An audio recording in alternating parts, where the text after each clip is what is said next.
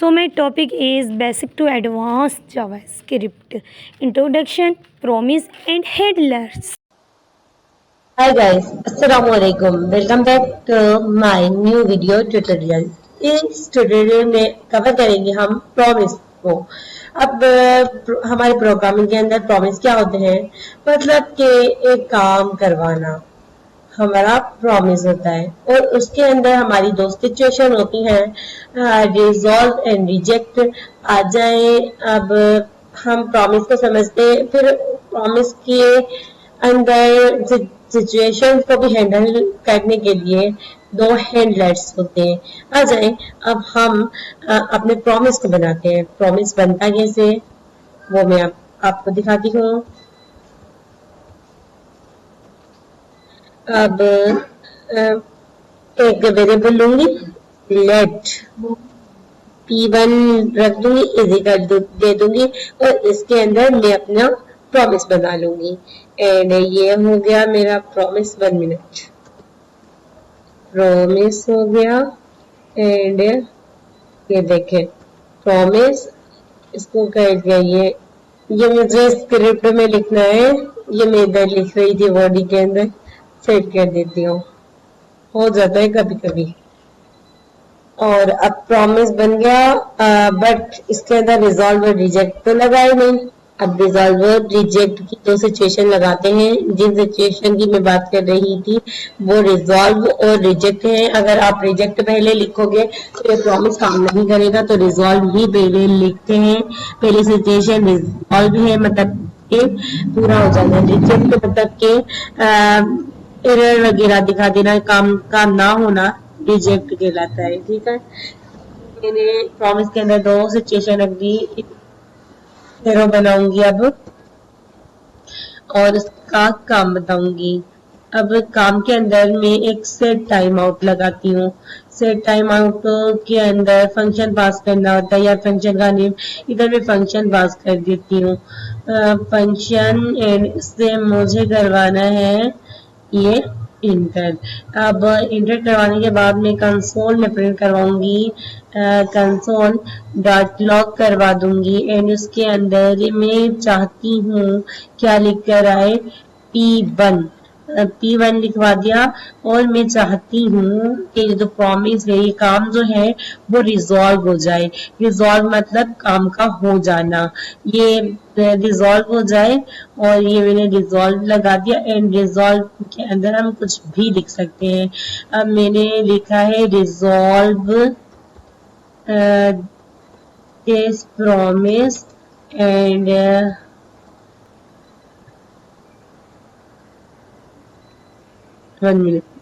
Promise कर देती हूँ, रिजॉल्व द प्रॉमिस। अब मैं इसको रन करवाने से पहले हैंडलर्स लगाऊंगी। हैंडलर्स कैसे? जब भी रिजॉल्व की सिचुएशन होगी, मतलब रिजॉल्व की सूरत हाल होगी, तो उस कंडीशन में हमारा क्या लगेगा, देन लगेगा। P1 लिखूंगी, मतलब कि वेरिएबल का नेम, फिर उसके बाद देन लिखूंगी। देन ये एक हैंडलर है और इसके अंदर हम फंक्शन को पास करवाते हैं, जो भी हमें करवाना होता है। अब जब ये काम हो जाएगा तो ये वाला देन वाला कोड रन होगा। तो मैं चाहूंगी लिख कर आए कंसोल डॉट लॉग एंड उसके अंदर लिखकर आ जाए कि P1 हो चुका है। अब P1 इज कंप्लीटेड लिख देती है। ठीक है, P1 इज कंप्लीट। अब ये लिख दिया मैंने। और ये लिखने के बाद मैं अब आपको रन करा के दिखाती हूँ। आप देखिएगा कंसोल के अंदर हमारा ये जो प्रॉमिस है वो पूरा हो जाएगा, मतलब कि फुलफिल्ड हो जाएगा।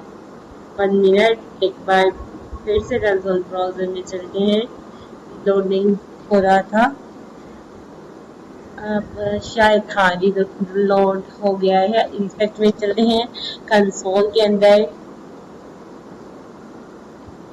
कंसोल विंडो पे आ गए हम।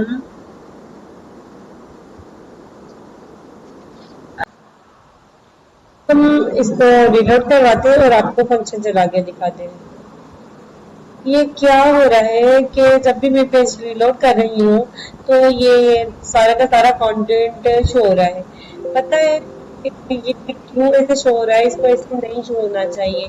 आ जाए इसको करेक्ट करके आती हूँ, क्योंकि मैंने सेट टाइम आउट का जो फंक्शन है उसको टाइम ही नहीं दिया।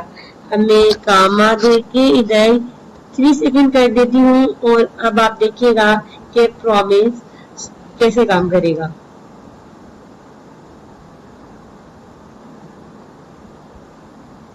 अब ये जो सारा का सारा टेक्स्ट है ये 3 सेकंड बाद ही आपको शो होकर मिलेगा। इंस्पेक्ट में चलते हैं,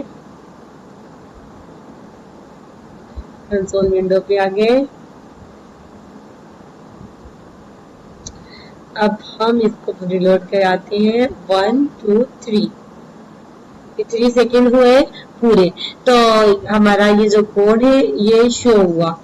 P1 हुआ जो मैंने ऊपर लिखवाया था, फिर उसमें अब जो रिजॉल्व वाली वैल्यू है वो शो नहीं हुई, बल्कि जब रिजॉल्व हो गया तो ये जो डेम के अंदर जो वैल्यू थी तो ये शो हुई है।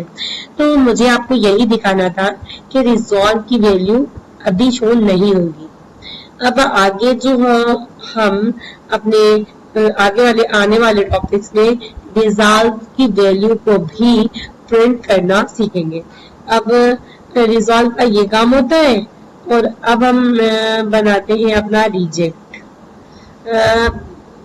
अगर हम रिजेक्ट करवा देते हैं तो उससे पहले हमें इधर प्रिंट आउट करना होगा ये से, और रिजेक्ट बनाते हैं। ठीक है, इधर हम रिजेक्ट लगा देते हैं कि मेरा जो प्रॉमिस है, मेरा जो ये काम हो ये हो ही ना बल्कि रिजेक्ट हो जाए।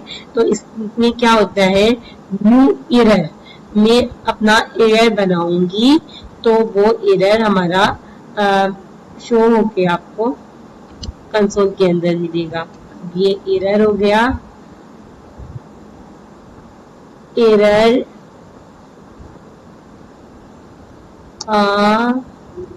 किया है। ठीक है, ये लिख दिया मैंने, रिजेक्ट लगा दी। और अब इधर सिचुएशन जो लगेगी वो देन की नहीं बल्कि कैच की लगेगी। आ जाए, मैं कैच की सिचुएशन लगा के दिखाती हूँ। P1 करूंगी, डॉट कैच कर दूंगी, कैच हो गई। अब कैच में मैं क्या करवाऊंगी, इसी ये जो मैंने लिखा था ना इसको कर देती हूँ कॉपी। कंट्रोल सी से कॉपी हो गया, इंटर करूंगी, कंट्रोल वी कर दूंगी। इधर वाली में खोल दूंगी तो अब ये हो जाएगा। ठीक है, अब मैंने एरर लगा दिया है और आप देखिएगा P1 इज नॉट कंप्लीट, इधर नॉट लगा दूंगी और अब इसको रन करवाऊंगी तो आप देखिएगा रिजेक्ट लगाया है, जो एरर बनाया है वो शो होगा।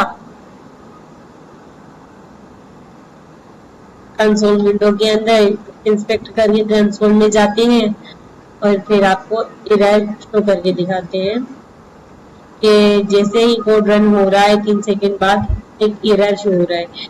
अब ये देखिए, इसको रन करवाती हूँ,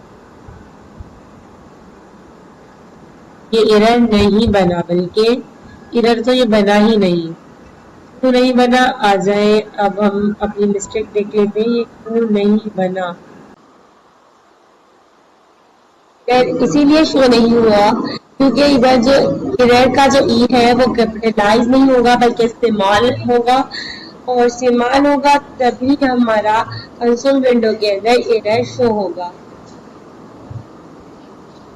ठीक है, स्पेक में चलते हैं एंड कंसोल विंडो के अंदर देखिए अब आ रहा है इधर अनकेच स्टेटमेंट्स जो कि हमने प्रॉमिस की हेल्प से बनाया है।